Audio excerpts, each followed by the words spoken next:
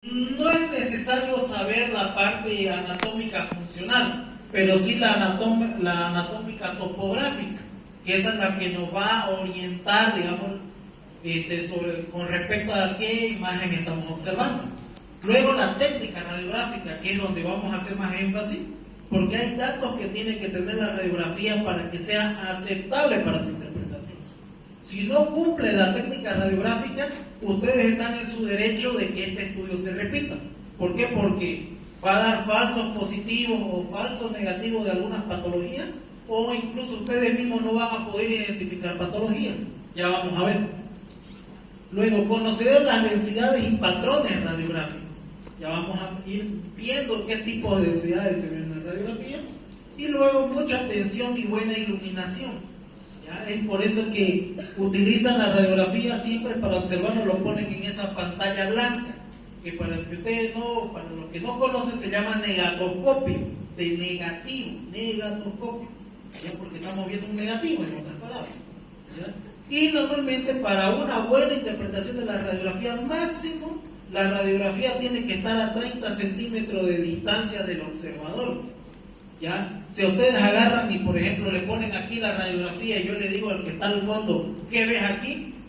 No lo va a poder interpretar porque necesita ver detalles que no se ven a una distancia mayor a 30 centímetros. Bueno, anatomía y topografía. Bueno, aquí tenemos una radiografía de tórax normal. Vamos a ver algunas características que tiene la radiografía de tórax normal. Primeramente, hay varias proyecciones. La principal proyección es la póstero-anterior. ¿Qué quiere decir póstero-anterior? Que los rayos del aparato van a venir de la parte trasera del paciente hacia adelante y la placa va a salir impresa en la parte delante del paciente. Entonces por eso se llama póstero-anterior. ¿Cómo tenemos que darnos cuenta de una placa póstero-anterior? Porque normalmente las escápulas van a estar por fuera. Ahora, ¿qué estructuras vemos en una radiografía? Lo que acaba de salir remarcado es el omóplato o la escápula, ¿no? Y eso lo tenemos que aprender a reconocer con todas sus estructuras anatómicas. Luego tenemos las clavículas, que normalmente cuando está bien realizada la radiografía va a ser de una forma oblicua de afuera hacia adentro. ¿Qué más? El diafragma, que es el músculo más importante de la respiración. Recuerden que vamos a dividir el diafragma en dos, hemidiafragma derecho e hemidiafragma izquierdo. Y algo muy importante es que siempre el hemidiafragma derecho va a ser más alto que el izquierdo. ¿Por qué creen ustedes?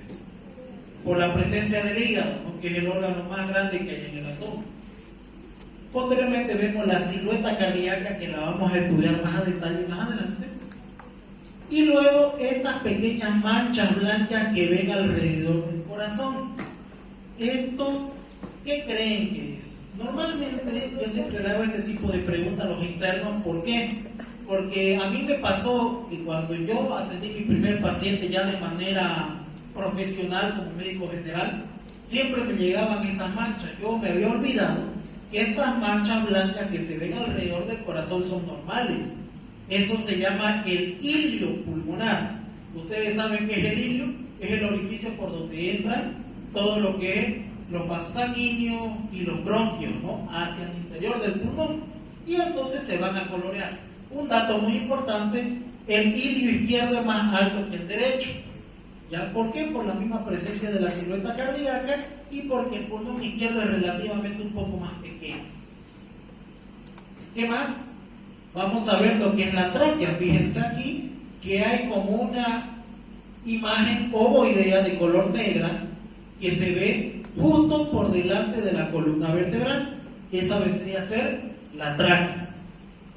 Posteriormente vemos acá otra imagen circunferencial en el diafragma izquierdo, que vendría a ser lo que es la cámara gástrica o la bulla gástrica. Normalmente en este caso se ve, digamos, la densidad radiolúcida, o sea, de color negra. ¿Por qué? Porque el estómago está vacío. Si el paciente ha ingerido alimento, esto se va a ver totalmente blanco.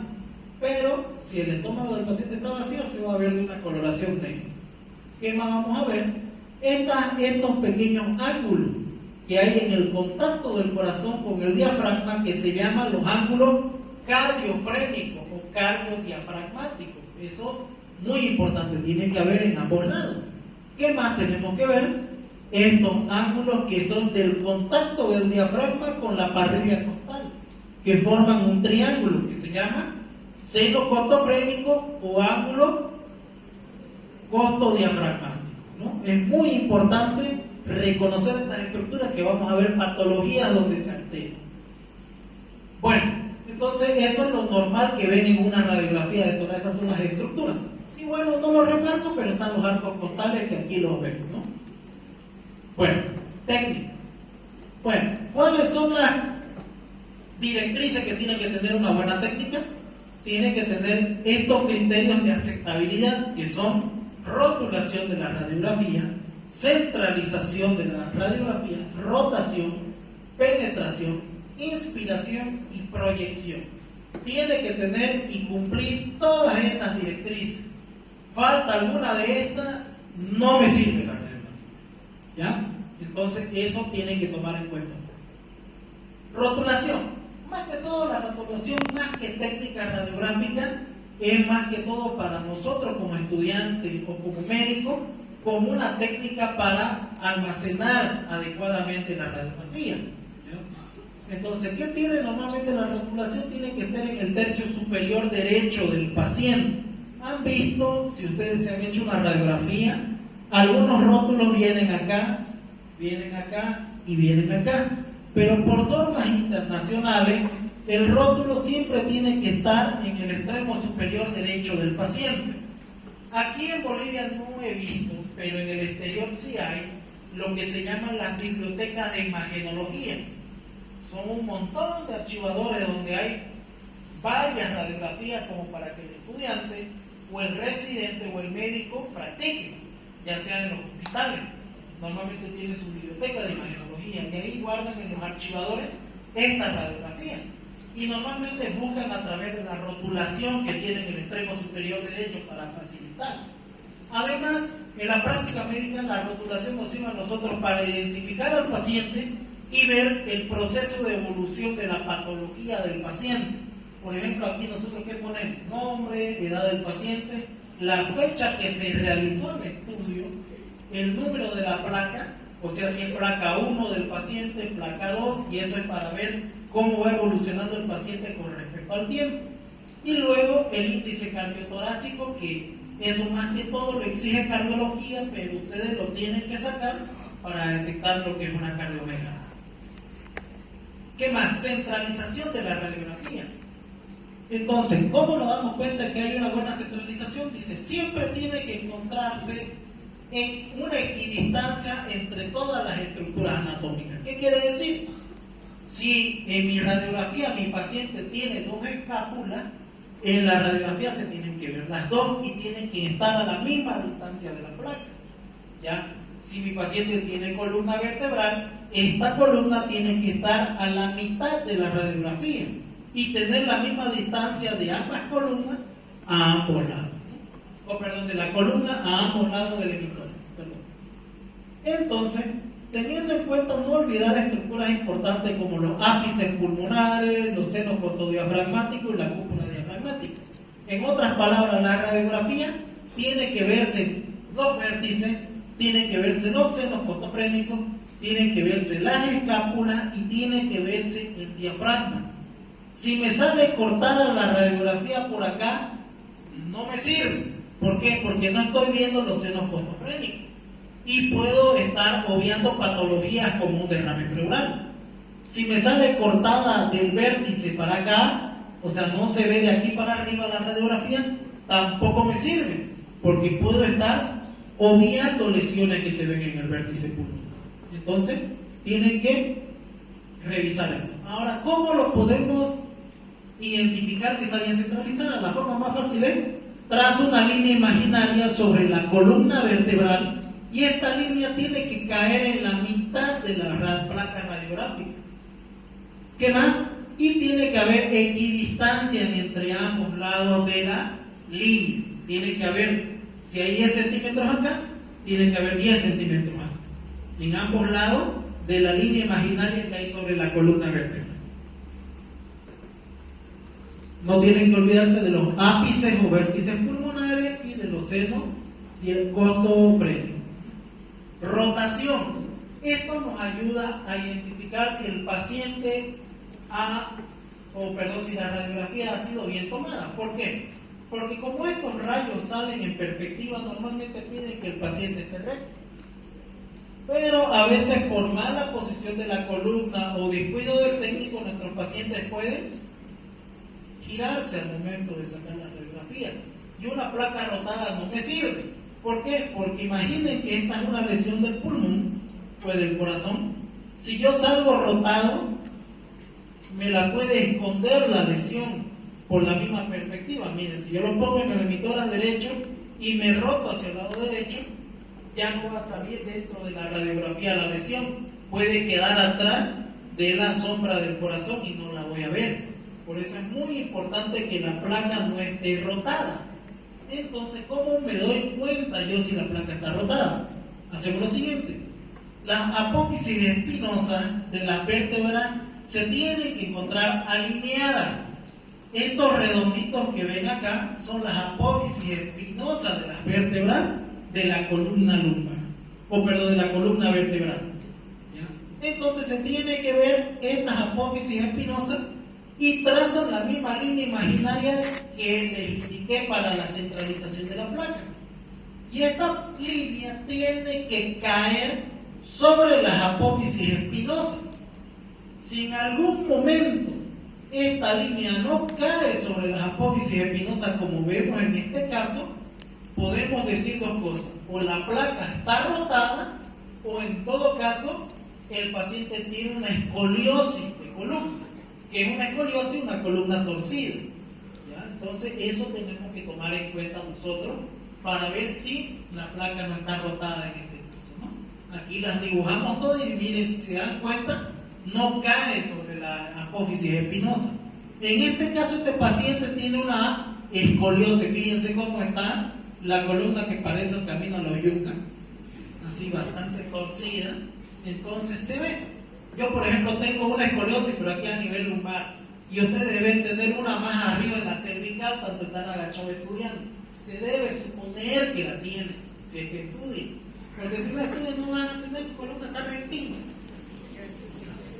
Entonces, las clavículas deben encontrarse a la misma altura, clavícula que se encuentra más arriba de la otra. Otro detalle es la posición de las clavículas. Como les mencioné que tenía que estar la clavícula de manera oblicua, de afuera hacia adentro, como una S itálica.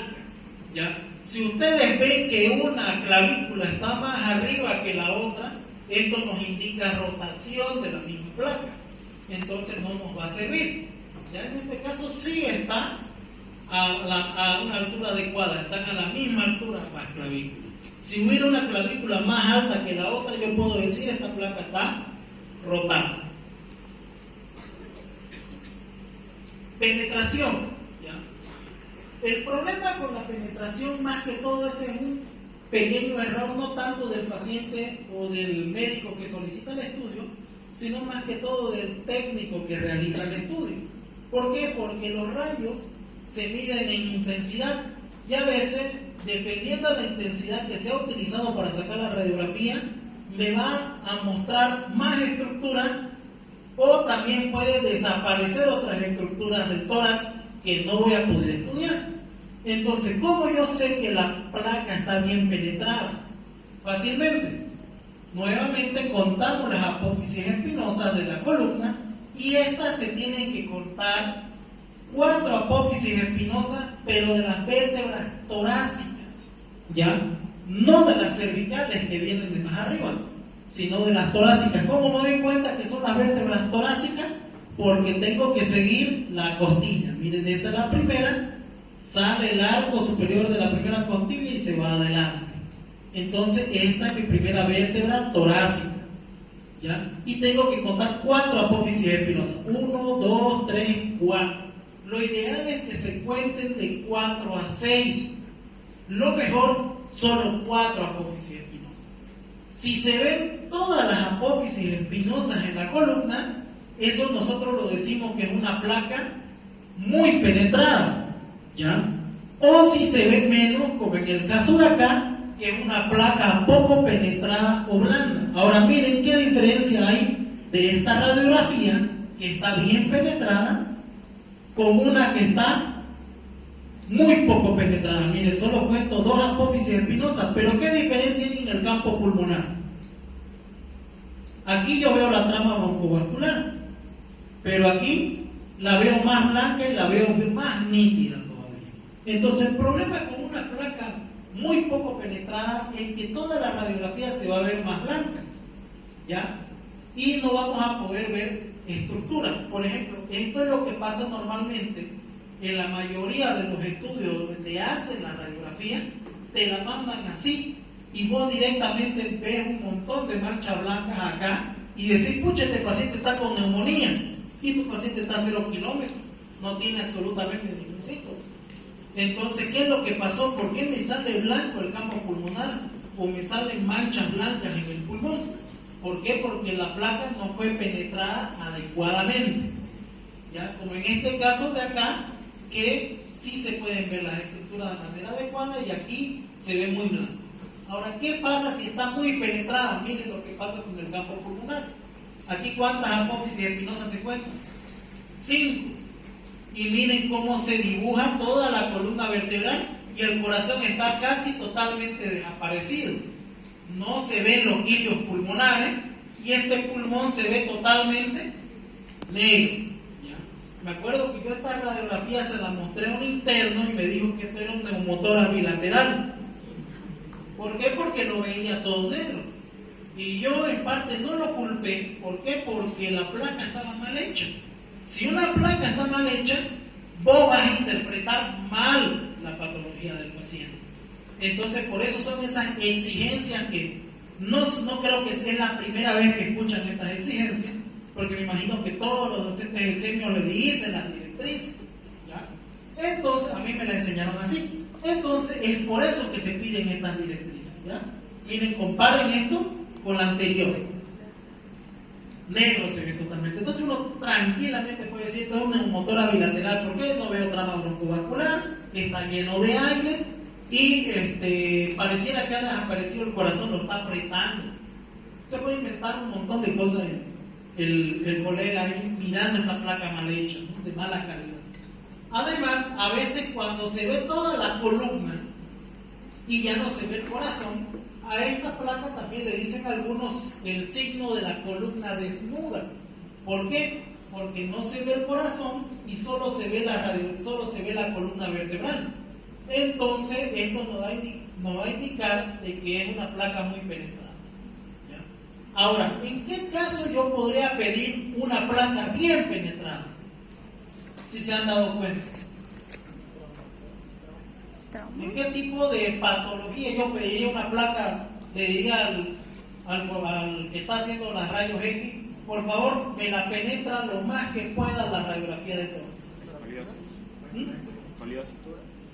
Ya una escoliosis, pero algo mucho más de emergencia. Una fractura costal, una fractura de vértebra. ¿Por qué? Porque me va a permitir quitar todo el pulmón, quitar todo el corazón y los vasos sanguíneos para poder ver bien las estructuras óseas.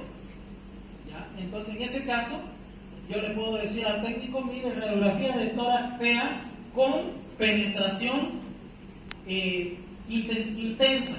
¿Para qué? Para que cuando le llegue diga, ya le voy a tirar con todos los rayos posibles. ¿Para qué? Para que el doctor seguro está buscando una fractura costal, está buscando una fractura de vértebra. Como les digo, ya actualmente la radiografía no se hace ese tipo de predicciones, pero cuando trabajamos en provincia o en algún hospital de provincia donde no hay tomografía o tomógrafo, es muy importante saber estos detalles.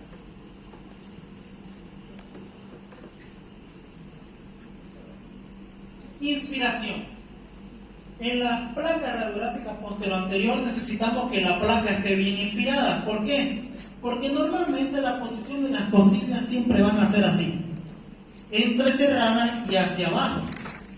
Y entonces las costillas, al estar cerradas, no nos permite ver muchas lesiones del pulmón e más a veces ni la silueta cardíaca. Pero si hacemos una inspiración correcta, estas costillas se van a abrir y me van a permitir ver más estructuras que puede haber en el parénquima celular.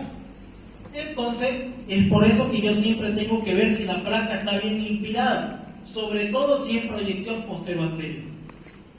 Entonces, ¿qué vamos a ver? Tenemos que contar los arcos costales anteriores y los arcos costales posteriores. Pero ustedes me dirán, doctor, ¿acaso hay costillas adelante y costillas atrás? No, así las mencionamos. ¿Por qué? Porque como las costillas son estructuras óseas oblicuas que van de atrás hacia adelante, produce sombra. Y pareciera que fueran costillas adelante y costillas atrás. Pero realmente es la misma costilla. Ahora se la vamos a dibujar. Miren, entonces tenemos que contar las anteriores. Fíjense, aquí se ven las anteriores. Si seguimos la primera costilla, miren, y sube, baja y da la sombra ahí. Entonces lo mismo al otro lado. Sube, baja y se va anterior. Ahí está la sombra. Entonces, esta es la sombra de la primera costilla, de la segunda, de la tercera, de la cuarta, de la quinta y de la sexta. Entonces, para ver si esta placa está bien inspirada, la sombra de la sexta costilla anterior tiene que coincidir con el ángulo cardiofrénico. ¿Ya? La sexta anterior tiene que coincidir con este ángulo, que es el ángulo cardiofrénico, para saber si está bien inspirada. ¿Qué otro detalle? Las posteriores, que vendrían a ser las sombras posteriores, contamos 1, 2, 3, 4, 5, 6, 7, 8. ¿Ya? Pero aquí faltan las sombras de las otras dos primeras que no salieron en la radiografía.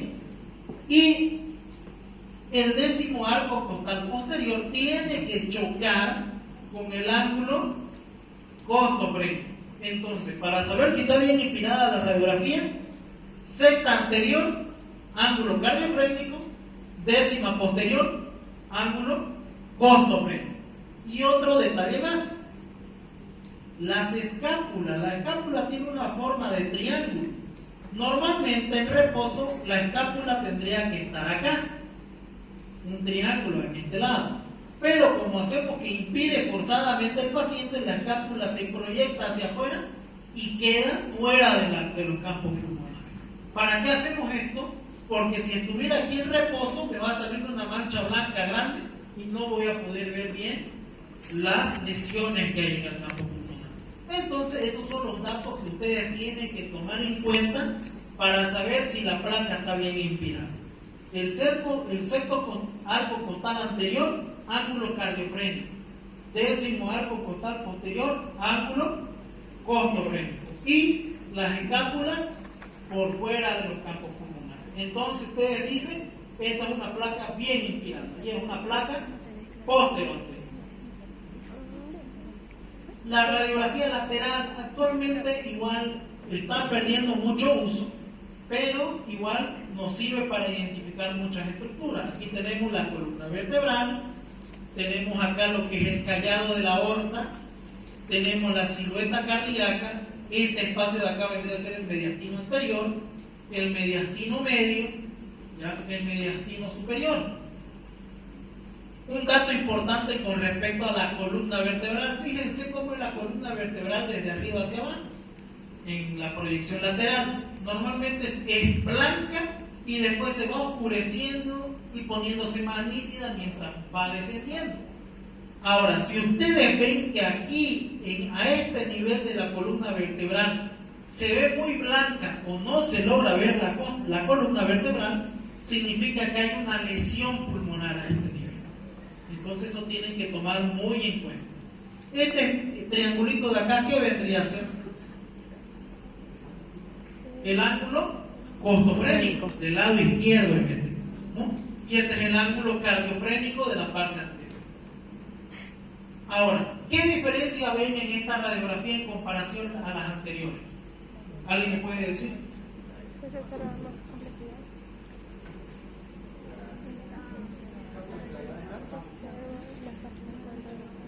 No son las escápulas. ¿Qué tienen las clavículas? Exactamente, fíjense, las clavículas están rectas. Pero no es que el paciente no haya inspirado, porque si no haya inspirado, Las escápulas tendrían que estar adentro, están afuera. Entonces, ¿qué es lo que pasa? Esta es una proyección especial que se llama lordótica o apicograma, o también le dicen descentrada de vértice. ¿Para qué sirve esto? Supongamos que tenemos una lesión en vértice pulmonar, pero este huesito llamado clavícula se pasa entre medio y no me deja ver. Entonces yo le digo al técnico, quiero una radiografía de tórax lordótica o de apicograma. Entonces, ¿qué es lo que va a hacer el técnico? Lo va a sentar al paciente y lo va a inclinar hacia atrás y le va a disparar de manera oblicua. ¿Para qué? Para que estas clavículas queden hacia arriba y me permita ver bien el vértice. Ya normalmente la pedimos cuando hay tumores en ápice pulmonar, hay cavitaciones en ápice pulmonar que nos hace dudar. Entonces podemos pedir esta placa de apicograma lordótica o también llamada descentrada de vértice. Entonces, como les mencioné, es para ver eso. Esta es otra placa bastante útil, que es la placa de radiografía en posición de laurel, que me imagino que, me acuerdo que el tercer año me la enseñaron porque esta era parte de la instrucción. Si se dan cuenta, esta nos sirve para diferenciar si es una neumonía o un derrame pleural. A veces se borra el seno costofrénico, pero no sabemos si es neumonía o derrame pleural. Y estamos en provincia y no tenemos para pedir una tomografía. Entonces, esta posición se la pide aprovechando la física de los líquidos. Normalmente los líquidos van a tomar la forma de su continente, o el contenido toma la forma de su continente. Entonces, si ustedes inclinan la botella, el agua de la botella también va a cambiar de orientación. Lo mismo pasa en un derrame pleural con esta radiografía. Yo le digo al paciente, al técnico, hágame una radiografía de laurel de cúbito lateral derecho. Entonces lo va a echar de cúbito lateral derecho y le va a disparar los rayos. Y si se mueve la mancha que vieron acá abajo y forma un nivel, entonces es un derrame pleural. Si la mancha queda exactamente igual como la vieron al comienzo, entonces es una neumonía, una masa o un objeto sólido. Entonces, para eso nos sirve la radiografía en posición de laurel. Bien, entonces eso es con respecto a la técnica radiográfica, ¿no? Ahora vamos a las densidades, cómo identificar cada una de las imágenes que vamos a ver en la radiografía. Hay un mnemotecno que lo usan todos los docentes, hay varios, este es el más fácil, que es el famoso OLA, que nos divide, digamos, los tipos de densidades que van a ver de afuera hacia adentro. Primero está la densidad oleosa, que corresponde al tejido celular subcutáneo. La densidad ósea, que corresponde a los huesos y las cajas torácicas, o a los metales si tuviera los metales del paciente. Líquida, que es la silueta cardíaca y grandes vasos sanguíneos, y la densidad aire o aérea, que nos mostraría los campos pulmonares. Entonces vemos la radiografía y empezamos a ver lo que sería la densidad oleosa, que vendría a ser esta imagen tenue de color blanquecina que vemos fuera de la caja torácica, ¿ya? Normalmente vamos a usar dos términos: imagen radio opaca, cuando la luz del rayo no puede atravesar un objeto y la radiografía va a ser de color blanco, y radio lúcido, cuando los rayos atraviesan el objeto o la estructura anatómica y se va a ver de color negro. Entonces, radio opaco blanco, radio lúcido negro, ¿ya? Entonces la densidad oleosa en este caso vendría a ser esta imagen radio opaca tenue que está por fuera de la caja torácica. Esto vendría a decirnos el panículo adiposo o el tejido celular subcutáneo que tiene el paciente. ¿Para qué nos sirve? Para identificar muchas patologías o el estado nutricional del paciente. Hay algunos pacientes, como los pacientes con tuberculosis, casi no tienen este tejido celular subcutáneo. ¿Por qué? Por la desnutrición, ¿ya? ¿Para qué otra patología nos podría servir? Si aquí en la densidad oleosa me empezaran a aparecer unas manchas negras como burbujas, ¿y qué voy a pensar? Un enfisema subcutáneo que se puede ver en varias patologías como trauma de tórax o patologías infecciosas como ¿qué? Una fascitis necrotizante, que normalmente se produce por anaerobios y estos empiezan a producir aire a ese nivel, gases, entonces se va a ver ahí. Luego está la densidad oleosa, que es la caja torácica. Fíjense, aquí podemos ver las estructuras de los huesos. Normalmente los huesos siempre van a ser un poco más blancos en su borde, en el periósteo, y en el endostio va a ser un poco más tenue. Entonces, esa es la densidad ósea o hueso, como dicen algunos. Luego está la densidad líquida, que vemos la silueta cardíaca y los grandes vasos sanguíneos. Y también vemos lo que vendría a ser el hilio pulmonar, estas manchas de acá. Recuerden que el hilio pulmonar entra en los vasos sanguíneos al pulmón, ¿no es cierto? Entonces, ¿qué tienen dentro los vasos sanguíneos? ¿Qué llevan en su interior los vasos sanguíneos? Sangre. Y la sangre es líquida. Entonces, cuando pasa el rayo, va a producir esta imagen de color blanco. Ahora, tenemos que ver, aparte del hilio, fíjense, que del hilio sale así como unas telarañitas bien delgaditas, como si fuera una malla o una red de pescar, que salen desde el hilio y se abren como abanico hasta el último extremo del pulmón. ¿Las pueden ver esas líneas blancas? Sí. Esa se llama trama broncovascular. Siempre tiene que estar. Si en algún momento ven que está ausente la trama broncovascular, o la placa fue mal hecha, o hay alguna patología que vamos a ver más adelante. ¿Qué más vamos a ver en la densidad líquida? La silueta cardíaca. Entonces, esta silueta cardíaca tiene sus curvaturas o botones, tiene varias. Aquí vamos a mencionar 4 principales. Esta de aquí, ¿qué vendría a ser? Esta curvatura que se ve acá en la silueta cardíaca. El botón aórtico. En algunos pacientes es mucho más prominente, ¿no? Hace un circulito, o a veces hace como una asa de la oreja de una taza o de una tetera. Es más notorio en los pacientes de tipo pícnico. ¿Por qué? Por el empuje de la grasa abdominal de los órganos del tórax hacia arriba. Y en el caso de los leptosómicos, como tienen alto espacio, cae el corazón, caen los vasos sanguíneos y a veces se esconde, por eso no se puede ver muy bien. Luego está esta otra curvatura de acá, que vendría a ser el ventrículo izquierdo.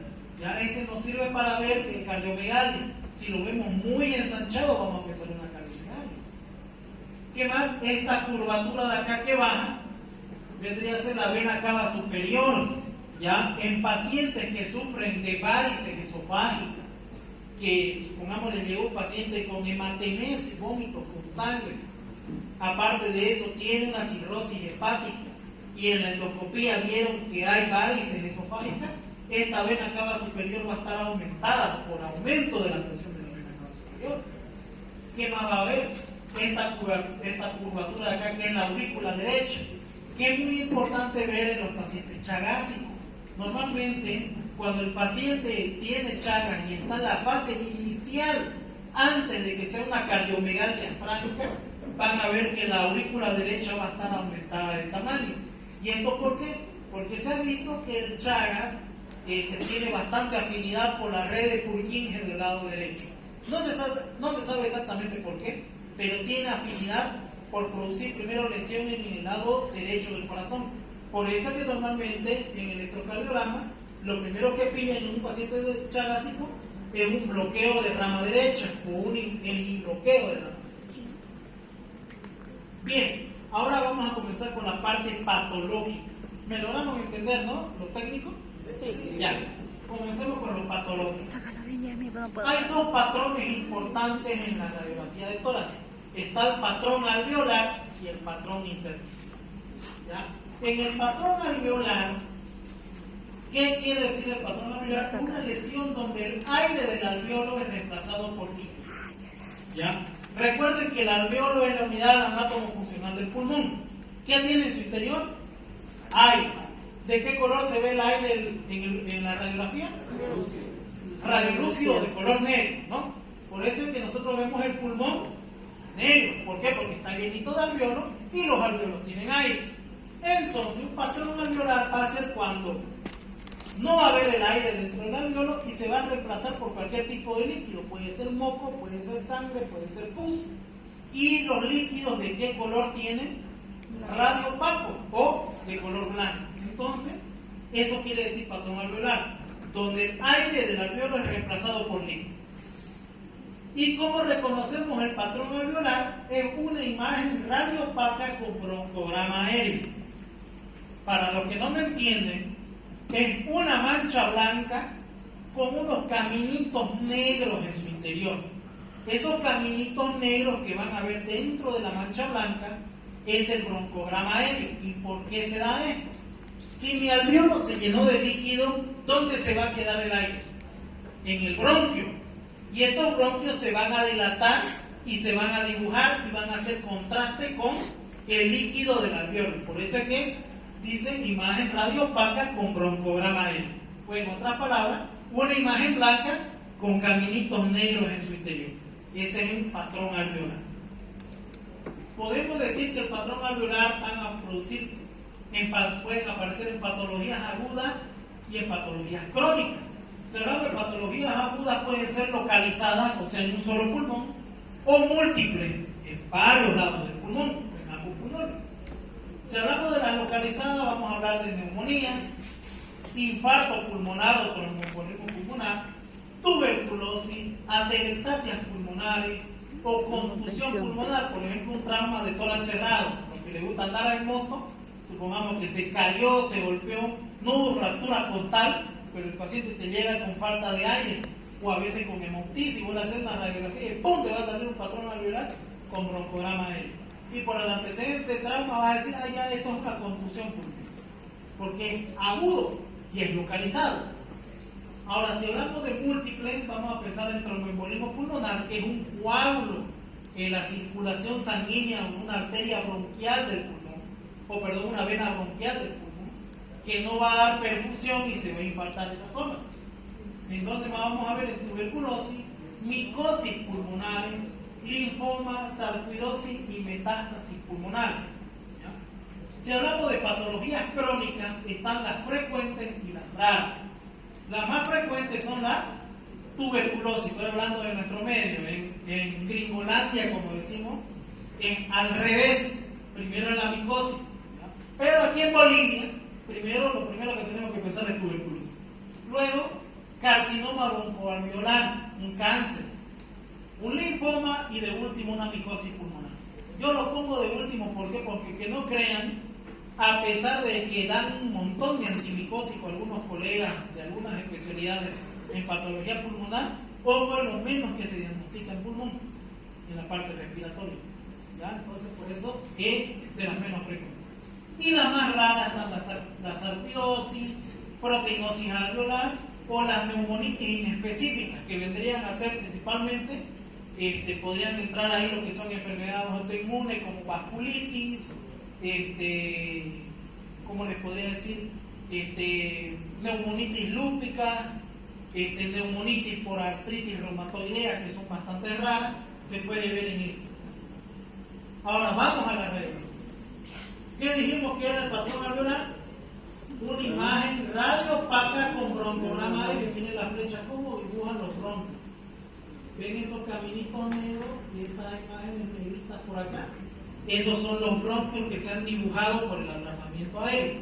Si este patrón alveolar ocupa un gran segmento del pulmón, se llama condensación pulmonar. ¿Ya? Si es pequeñito, directamente es un patrón alveolar o un infiltrado alveolar. Pero si el infiltrado alveolar ocupa un gran segmento del pulmón, como vemos acá, se lo llama condensación pulmonar. Y como vemos aquí, es una mancha blanca con varios caminitos negros en su interior, que vendría a ser el broncograma aéreo. En este caso, aquí vemos que este es el mismo paciente. Este era su previa y esta fue su imagen con la que se estaba lleno de algo, una tuberculosis. ¿Ya? Y miren cómo la condensación es todo el pulmón y se ve un poco del broncograma aéreo. A veces la secreción es tan abundante que puede borrar el broncograma, sí, pero aún así se puede ver algunos broncogramas. Entonces, no se olviden, patrón alveolar, imagen radio opaca con broncograma. ¿Ya? Ahora el patrón intersticial, que este es un poco más difícil, que para esto tuvieron que haber leído bien histología de Ross, que nadie le tira pelota en primer año, no sé por qué. Todos los que van a hacer clínica se van a arrepentir no haber leído histología de Ross y patología de Robin, porque todo lo que van a ser internista, neurólogo, cardiólogo, nefrólogo, todas las patologías, terapia intensivista, todo es histología y patología de Ross. Sí. Lo que van a hacer cirujanos es anatomía y algo de técnica quirúrgica que se les enseña muy bien aquí en la Gabriela.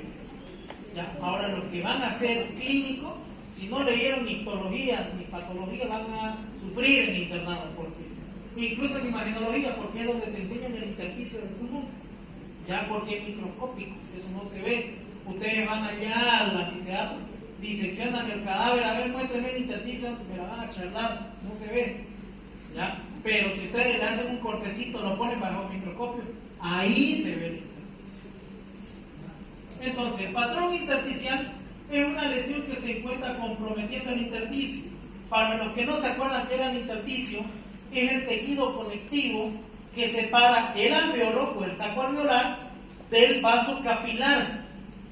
Y este tejido conectivo es el que se encarga del intercambio gaseoso, ¿ya? De la hematosis, de que el dióxido de carbono del vaso sanguíneo pase al alveolo y el oxígeno del alveolo pase al vaso sanguíneo. Entonces, el tejido conectivo que separa esas dos estructuras es el intersticio, ¿ya? Entonces, ese tejido conectivo que se llama intersticio tiene varios tipos de intersticio. Está el intersticio peribroncovascular, que ese es el intersticio que rodea al ilio pulmonar y a los bronquios principales, el bronquio principal derecho, el bronquio principal izquierdo, y todo el tejido conectivo que rodea los vasos sanguíneos del ilio pulmonar. Luego está el intersticio centrolobular, que este es el intersticio que rodea a cada saco alveolar. Ese es el que está en todo el parénquima. Luego está el intersticio parenquimatoso, que es el que divide un asino pulmonar del otro o un lobulillo pulmonar del otro. Y luego está el intersticio subpleural, que es el intersticio que se encuentra debajo de la pleura visceral.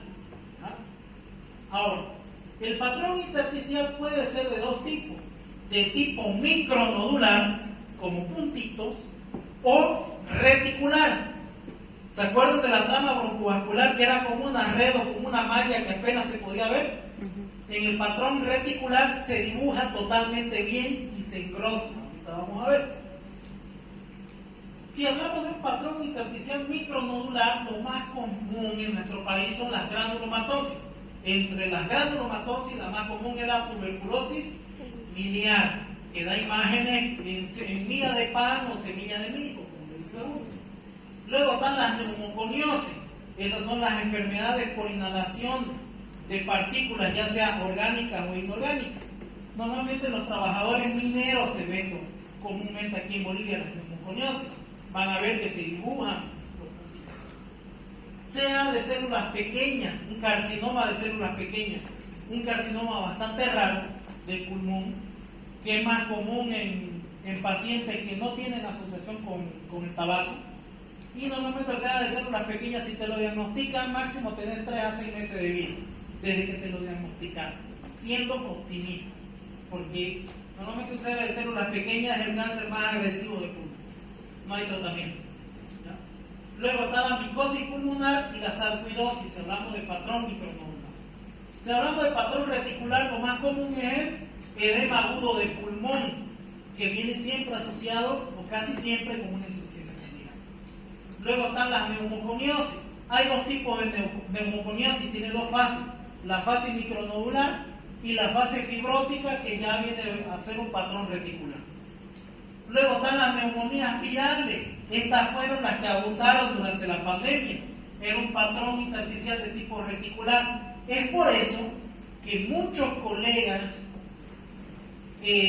no diagnosticaban a tiempo el COVID en las fases iniciales de la enfermedad.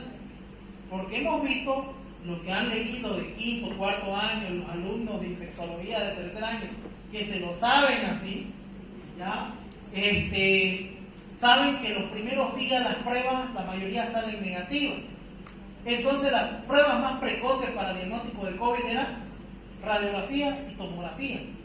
Y a veces se veía el patrón intersticial claramente, pero lastimosamente algunos médicos de otras universidades no sabían reconocer este patrón y lo mandaban a su casa y volvía 48 horas después directo para terapia intensiva. Entonces es muy importante no olvidarse que las neumonías virales van a tener ese patrón reticular. Ya lo vamos a ver. Luego están las neumonías atípicas y el carcinoma broncoalveolar. Un dato muy importante del patrón intersticial: siempre es bilateral, es como un espejo. Si yo tengo las lesiones acá, tienen que ser exactamente igual acá. No hay eso de aquí, doctor, aquí es micronodular y aquí es alveolar, es una TV biliar de pulmón izquierdo. No existe eso. ¿Ya? Tiene que ser las mismas lesiones que hay en un pulmón en el otro. Esa es la característica del patrón intersticial. Siempre es bilateral. Bien, este es un patrón intersticial de tipo reticular. Miren cómo están las líneas de la trama broncovascular. Aquí está el hilio, pero pareciera que son extensiones. Miren cómo las líneas de la trama broncovascular comienzan del hilio y se van hasta el final del campo pulmonar. Y es más, la trama broncovascular se engrosa y se dibuja mejor y dan una apariencia de una ala de mariposa, que es un edema agudo del pulmón. Aparte de eso, miren cómo está la silueta cardíaca. El ventrículo izquierdo está aumentado, el callado de la aorta está más aumentado y la vena cava inferior, superior está escondida. ¿Por qué? Porque toda la presión está en el lado izquierdo del corazón. Esto produce insuficiencia cardíaca y a la larga produce edema agudo. ¿Ya? Entonces, no solamente para diagnosticar el edema agudo del pulmón me tengo que fijar el patrón reticular. ¿Por qué? Porque si yo no me fijo el corazón, también puedo decir que es una neumonía por COVID. Puedo decir también es una neumonía típica. Por eso es que también me tengo que fijar las otras estructuras de la radiografía. ¿Ya? En este caso, el corazón. Vi estas estructuras y vi el corazón aumentado de tamaño, con el botón aórtico aumentado, rectificación de la silueta cardíaca en el lado izquierdo. Ya está en una plena insuficiencia cardíaca. Esto es un edema agudo. ¿Ya? Es así la interpretación radiográfica. Patrón intersticial de tipo micronodular. Miren cómo se hace un puntillado a ambos pulmones. ¿Ya? Si un paciente te llega con pérdida de peso, fiebre, falta de aire, y ya la pérdida de peso es de más o menos 3 a 6 meses, la fiebre es de más o menos 1 a 2 meses, lo primero que pensás es una TB biliar. Pero si tenés un paciente que solamente tiene tos y falta de aire, sin fiebre, sin pérdida de peso, y te dice soy minero, esto es una neumoconiosis. ¿Ya? Entonces hay que tomar mucho en cuenta eso. También se puede ver esto en las vasculitis, que son enfermedades autoinmunes. Ya eso lo deben estar viendo en reumatología en quinto año. Entonces, eso se puede ver.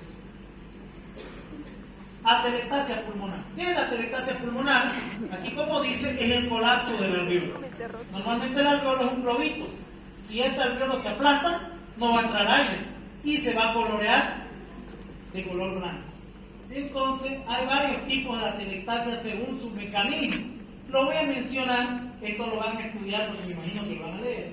¿Ya? Está la atelectasia por reabsorción, la atelectasia pasiva, la atelectasia por compresión, la atelectasia no obstructiva o adhesiva, como le dicen algunos, y la atelectasia cicatricial o fibrosa. Ya, le voy a dar un ejemplo de cada uno. Atelectasia de reabsorción. Esta es cuando normalmente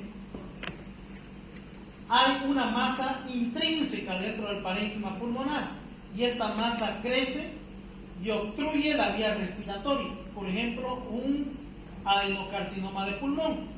Va creciendo la masa dentro del pulmón, obstruye el bronquio principal derecho y como no le entra aire, todito el pulmón se va a poner blanco y todos los alveolos van a colapsar. Ese es un ejemplo de atelectasia por reabsorción. Atelectasia pasiva es cuando la compresión del alveolo viene por fuera del pulmón. En este caso, el claro ejemplo vendría a ser un derrame pleural o un neumotórax. ¿Por qué? Porque ocurre fuera del pulmón, en el espacio pleural.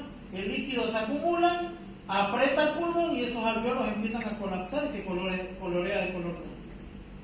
Atelectasia por compresión. Esa normalmente es por una masa, como mencionamos anteriormente. Luego está, o también entraría aquí lo que es los cuerpos extraños. ¿Ya? Cuando normalmente en niños a veces están jugando con las canicas, con monedas y se las tragan, van directo al bronquio, se obstruye el bronquio. Y al obstruirse el bronquio no entra aire. Y la misma presión negativa del tórax hace colapsar todo ese segmento. Entonces va a producir una atelectasia por transfusión. Luego está la atelectasia adhesiva. Esta es cuando el alveolo no tiene agente surfactante.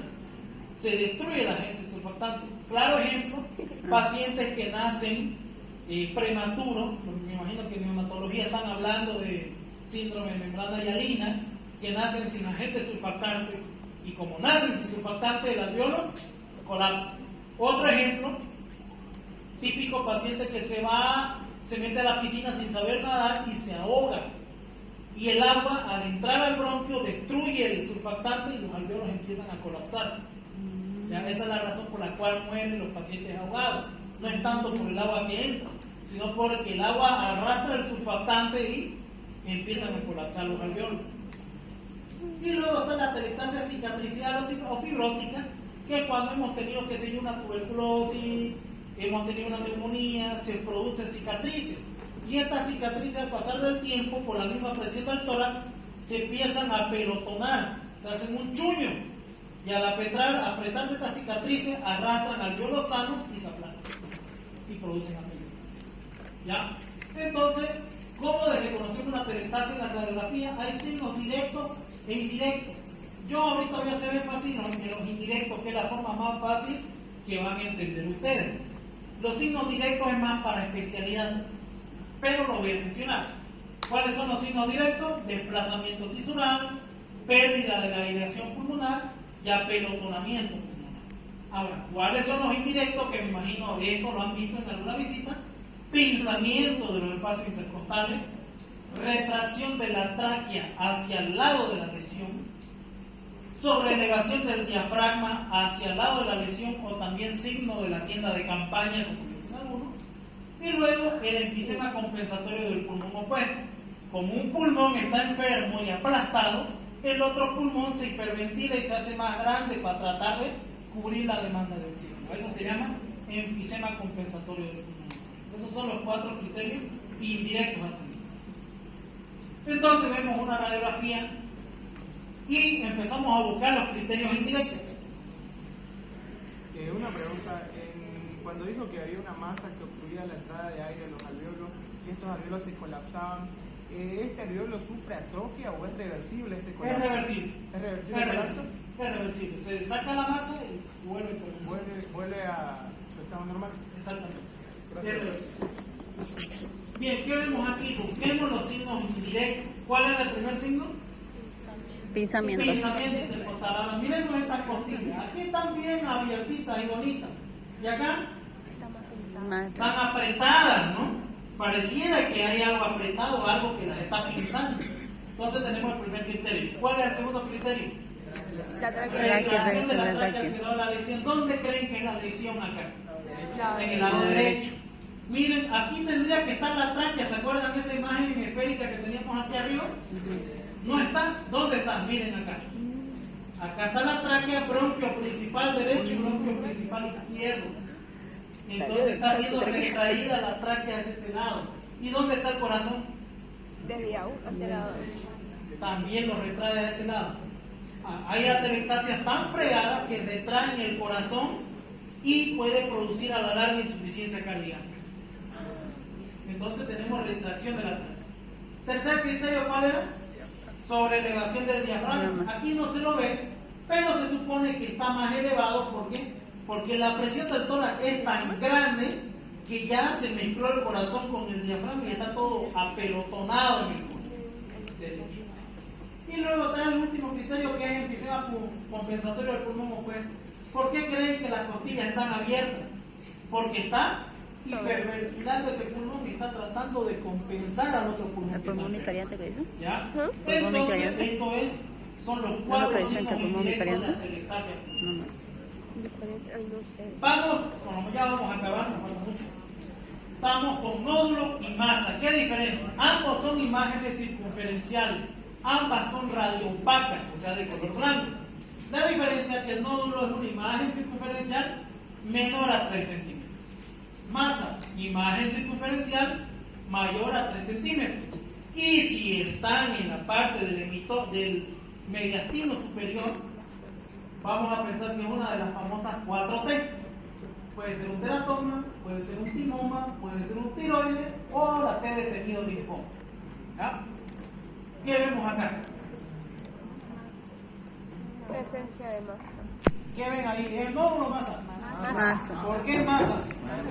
Mide más de 3 centímetros, exactamente, ¿no? Y como está el mediastino anterior, podemos pensar en cualquiera de las 4T que hemos mencionado. Puede ser un tumor del timo, puede ser un teratoma, puede ser un linfoma o un tumor de tiroides. Pero como está muy abajo, es muy difícil que sea tiroides. Más que Sí. seguro o es un linfoma o es un teratoma. ¿Cómo toma? Que aunque no crean, es común el teratoma. ¿No es la huella gástrica eso? Pero la que estaba en Bien. diagonal. ¿Y aquí qué vemos? No. No. Nódulos. Muchísimos nódulos. Nódulos, ¿no? Ven un montón de pelotitas. Y muy distinto al patrón alveolar. ¿Acaso esta mancha le entra un caminito negro al interior? No. Fíjense, no hay bronquiograma aéreo, no se dibuja en su interior de la mancha blanca. Entonces no es un patrón alveolar, es un nódulo. Y tiene forma circunferencial menor a 3 centímetros.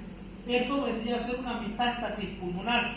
Esta placa radiográfica la guardé y la puse, que era de un caso de una señora que nos entró por falta de aire, pérdida de peso, fiebre por más o menos 6 meses. Y vimos esta imagen y pensamos, lo primero que pensamos era TB. ¿Ya? Le iniciamos tratamiento, no mejoraba. Todos los análisis laboratoriales, vaciloscopía, cultivo, todo negativo. Y no fue en una de esas, cuando en una de mis reteadas de la residencia me dijeron, René, pues tenemos que pillarle diagnóstico, la mujer de esta señora no mejora. Era una abuela de 65 años. Y resulta que volví a hacer el examen físico, revisé, y me fijé que aquí en la región inguinal, que no la había revisado porque era mujer, por el mismo pudor de la paciente, esta vez pedí permiso, revisé en frente de sus familiares, y me fijé que tenía un lunar, un neomelanocítico, pero era de una coloración violácea. Y yo le pregunté a la señora, ¿era así ese lunar? Me dijo, no, yo cuando nací mi lunar era chiquitito y cada año se va haciendo más grande. Entonces ya yo le pregunté qué es lo que le pasó, señora, porque aparte de que era violáceo, tenía como un hematoma en esa zona.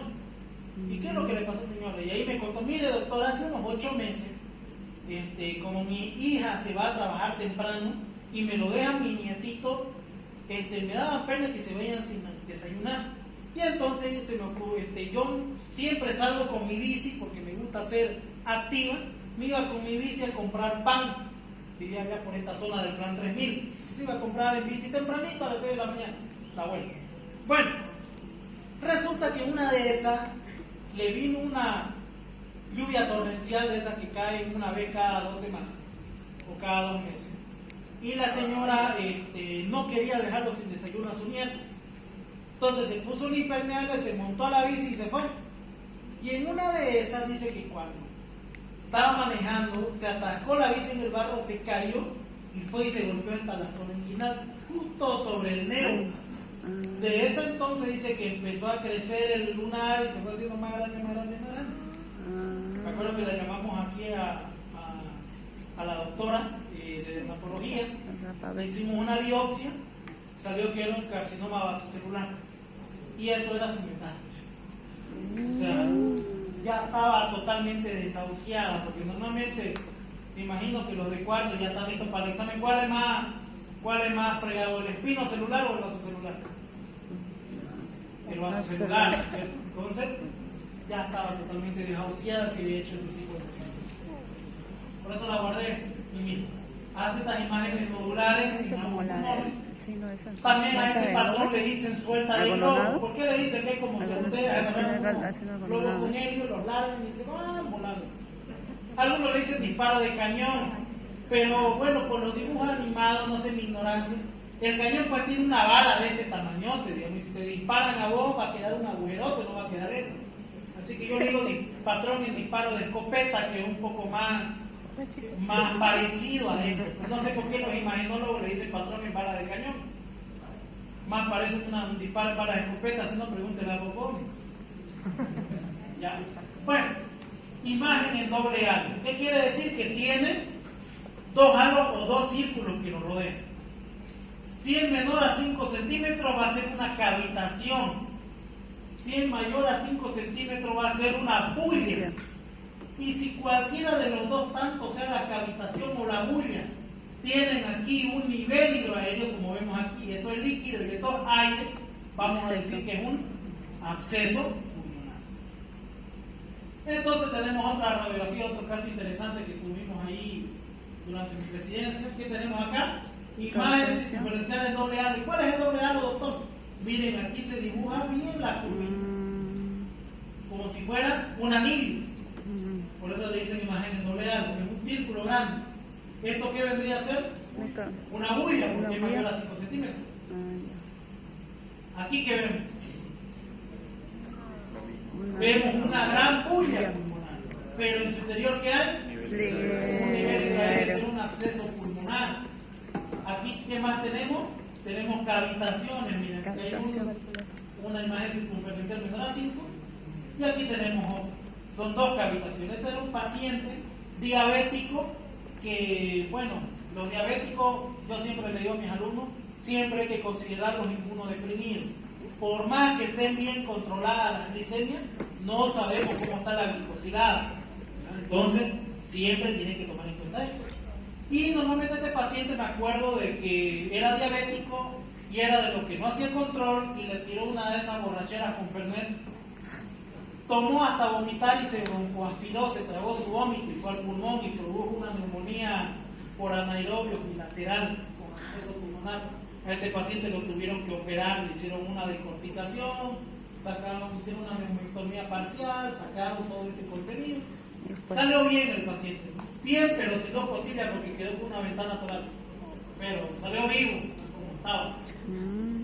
Este es otro paciente diabético, pero este es un diabetes mellitus tipo 1, que es muy poco común verlo. Ya saben que los diabetes mellitus tipo 1 nacen y son insulino dependientes, nacen sin células beta pancreáticas. Entonces, miren, tenía dos abscesos pulmonares, en ambos lados tenía niveles. Y este paciente era un paciente de 18 años, diabetes mellitus tipo 1. Si ustedes leen un poco de la diabetes mellitus tipo 1, de los que nacen con diabetes mellitus tipo 1, se van a dar cuenta que de nacimiento le faltan 3 aminoácidos. Se lo voy a dejar para tarea, pero uno que le falta la taurina, por eso es que estos andan siempre decaídos. Entonces, este paciente, y aparte de eso, faltan otros 2 aminoácidos, que al no ver estos aminoácidos, algunos nacen con pequeño retraso mental. Algunos pueden nacer con pequeño retraso mental o dificultad para el aprendizaje. Entonces, este paciente consumía azúcar, o sea, estaba con tratamiento y debajo de su cama nunca podíamos controlar su glicemia. Y debajo de su cama tenía una bolsa de azúcar y en la noche, en la madrugada, se ponía a comer con cuchara. Y las glicemias eran de 400 para arriba. Lastimosamente este paciente complicó con un tromboembolismo pulmonar y súbitamente. Derrame pleural. Me imagino que esto es lo que más han visto en práctica. Como le digo, los internos se deben cansar porque en la sala de neumología lo que más se ve es derrame. Entonces, ¿qué es derrame pleural? Un acúmulo de líquido pleural en el espacio pleural mayor a 50 ml. ¿Ya? ¿Qué tipos de derrame hay? Si en algún caso el líquido que se saca es pus, se llama pleural o piotórax. Si sacamos sangre va a ser hemotórax. Si sacamos linfa, kilotórax. Y si sacamos orina, urinotórax. Solamente yo he visto un caso de urinotórax en mi residencia, normalmente se da en aquellos pacientes que hacen fístulas retroperitoneales a pleura, que normalmente son los que hacen abscesos renales, o pacientes que dializan, que son enfermedad renal crónica, pero es muy raro. Y me acuerdo que cuando lo funcionamos salió cristalino el líquido pleural, tenía como unos 1000 ml, pero al momento de ponerlo al frasco, el olor típico de la orina, amoníaco. Entonces, no es muy raro ver, pero se puede encontrar. ¿Ya? Entonces, el derrame pleural, si ustedes ven que el seno costofrénico se borró, ya pueden suponer que hay 200 ml de líquido pleural en ese caso. Si se borra el seno costofrénico, ya hay 200 ml. ¿Cuáles son los criterios radiográficos? Borramiento del seno costofrénico, el seno costofrénico desaparece totalmente. Es por eso que en los criterios que les decía para aceptar una placa, tienen que estar los senos costofrénicos, porque si no, no van a poder valorar. Luego, la curva parabólica de Damoiseau, que es una curva cóncava, y luego está el desplazamiento del mediastino al lado opuesto de la lesión. En la telestasia, ¿dónde era el desplazamiento? Hacia la lesión. En el derrame pleural es al lado opuesto. ¿Ya? Ahora, si ustedes ven esa línea de Damoiseau o esa curva de Damoiseau, en vez de ser cóncava, así como un pocito, es convexa, así como que hiciera un codito, a eso nosotros le decimos derrame pleural atípico o paquipleura. En radiografía, la única forma de ver una paquipleura es cuando se hace una curva de Damoiseau invertida. Si no se ve la curva de Damoiseau invertida, se la están charlando. ¿Ya? Entonces, eso hay que tomar mucho en cuenta.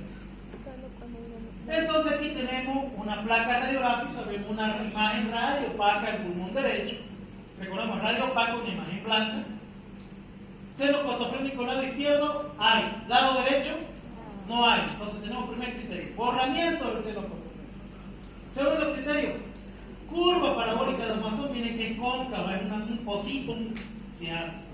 Y en este caso no es muy copioso el derrame, pero tendría que desplazar el mediastino al lado opuesto. Ese sería el tercer criterio. Borramiento del seno costofrénico, curva parabólica de Damoiseau y desplazamiento del mediastino al lado opuesto de la lesión. ¿Qué vemos acá? Imagen radio opaca, pulmón derecho. No hay seno costofrénico izquierdo, no hay seno costofrénico derecho. Entonces hay borramiento. Primer criterio. La curva de Damoiseau, ¿qué pasó acá? Miren, es convexa. Hace un codo, hace una jorobita. No es como la anterior, que es un pocito, que es una línea cóncava. En este caso es convexa, miren cómo hace un codo. Entonces esto es una paquipleura o derrame pleural atípico. Esto nos indica de que el derrame pleural del paciente mínimo lo tiene más de 3 meses. ¿Y eso por qué? El líquido pleural, su composición principalmente es agua, pero también tiene proteínas, ¿no es cierto? Eso en bioquímica se aprende. Bueno, entonces, cuando hay derrames patológicos, está lleno de proteínas el líquido pleural, entonces pasa lo siguiente. ¿Han hecho alguna vez gelatina de pata? ¿Han visto cómo la hacen? Sí. Ya. ¿Qué es lo que pasa con la gelatina de pata? La bate, y mientras está en movimiento el líquido, una vez dejen de batirla y empieza a enfriar, ¿qué pasa? Se hace gelatina, se hace un coloide. Lo mismo pasa con este líquido.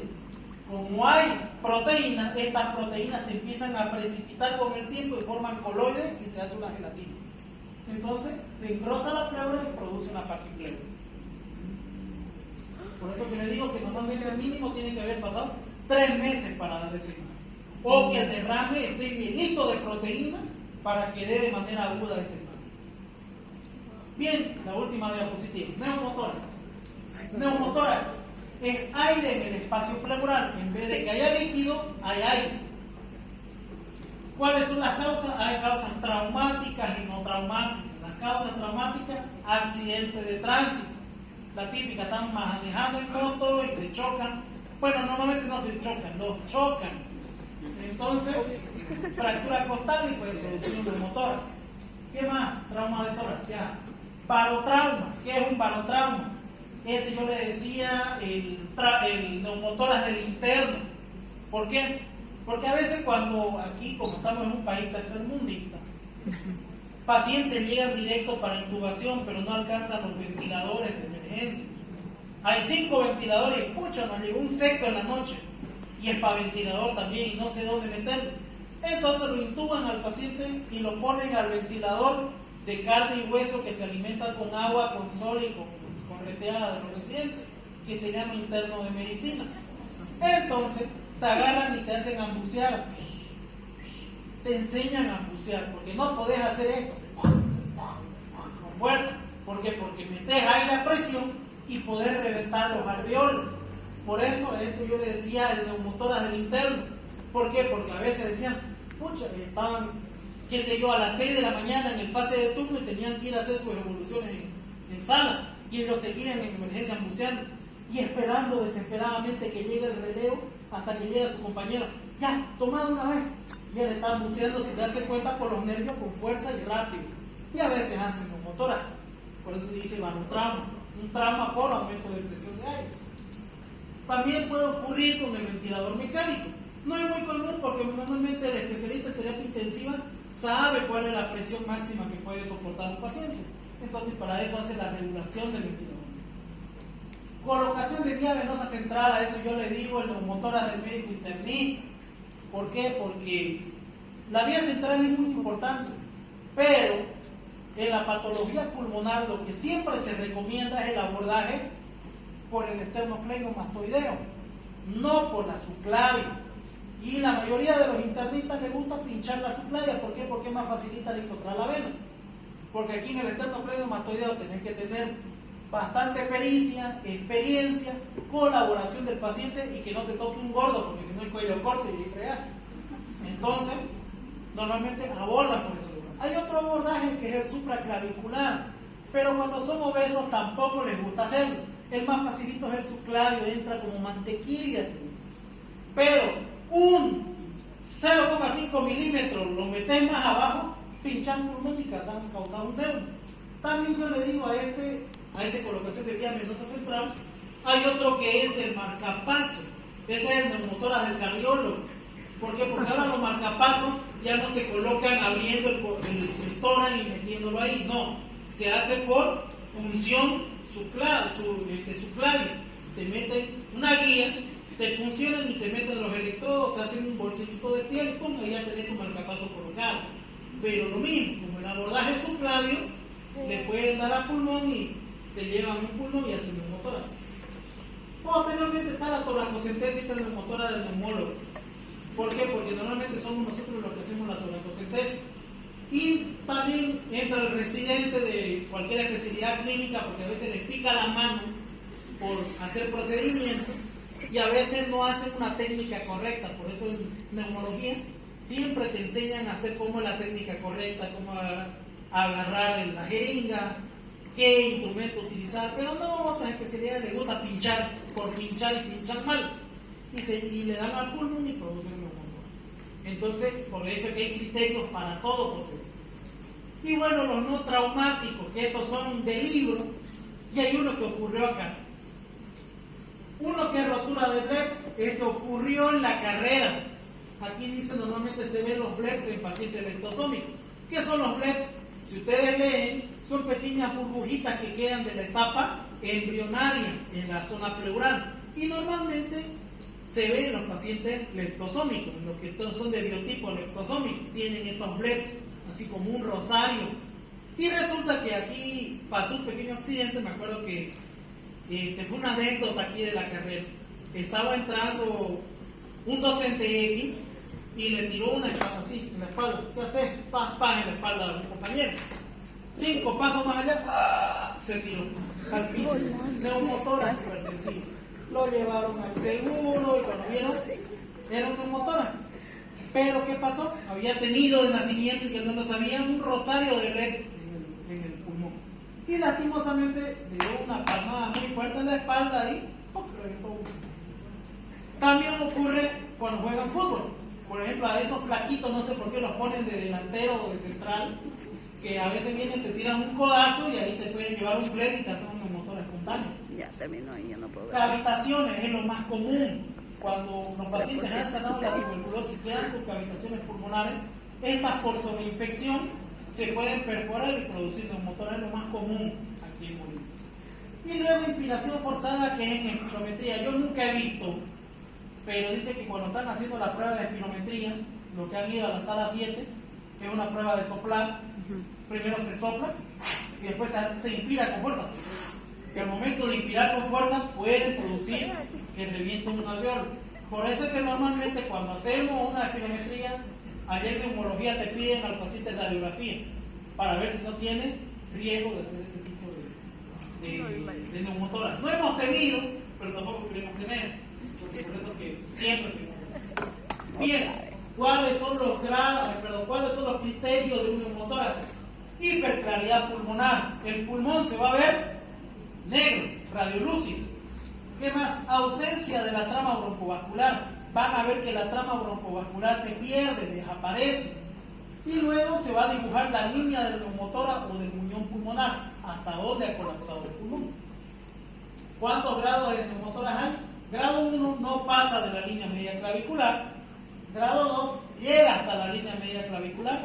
Grado 3 pasa la línea media clavicular. Y grado 4, o también llamado neumotórax hipertensivo, desplaza el mediastino al lado opuesto. Y si ya diagnosticaron un neumotórax y aparte del neumotórax hay un nivel hidroaéreo, eso es un hidroneumotórax. Bueno, este es otro paciente de los raros que llegan a la. ¿Qué vemos aquí? Hiperclaridad pulmonar. Miren, este pulmón está más negro que el de acá. Entonces tenemos el primer criterio. Luego, fíjense cómo se dibuja el pulmón. ¿Y qué vendrían a hacer esto? Las burbujas. Cavitaciones. Esa es la causa del neumotórax de este paciente. Se reventó una cavitación y se pinchó todo el pulmón, le entró aire. Y aquí se ve la línea del neumotórax, la hiperclaridad pulmonar y miren la cavitación. Y ahora la trama broncovascular, ¿qué ha pasado? Miren, buscamos el hilio, seguimos las líneas como caminitos y se pierde, que no hay ninguno. Desaparece, no es lo mismo que acá, miren. Yo agarro el hilo y sigo los caminitos blancos y llegan hasta el último extremo del pulmón. En cambio acá, agarro un hilo y se me pierden los caminitos blancos y ya no hay. Entonces, ausencia de la trama broncovascular, línea de neumotórax e hiperclaridad pulmonar. Los tres criterios de un neumotórax. Y esta línea, ¿dónde llega? Línea media clavicular, vendría a ser un neumotórax de grado 2, tirando a 3 porque ya está pasando la línea media. Ahí lo tenemos. Criterio. Y este nivel no tendría que estar haciendo fotofrénico acá. Sí. Entonces, neumotórax a nivel hidroaéreo, este es un hidroneumotórax. Y esto de aquí también era un hidroneumotórax, pero era posterior, por eso es que solamente se ve el nivel y esto parece una bulla. ¿Ya? Por eso ahí es la importancia de la tomografía, que van a hacer otras clases. Lastimosamente la radiografía solo te muestra la cara anterior. Parece que pedimos el complementario de tomografía para ver si no es un derrame posterior, un hidroneumotórax posterior, etc. Entonces aquí hemos visto un hidroneumotórax del lado izquierdo y derecho, bilateral. Bueno, la mejor forma de predecir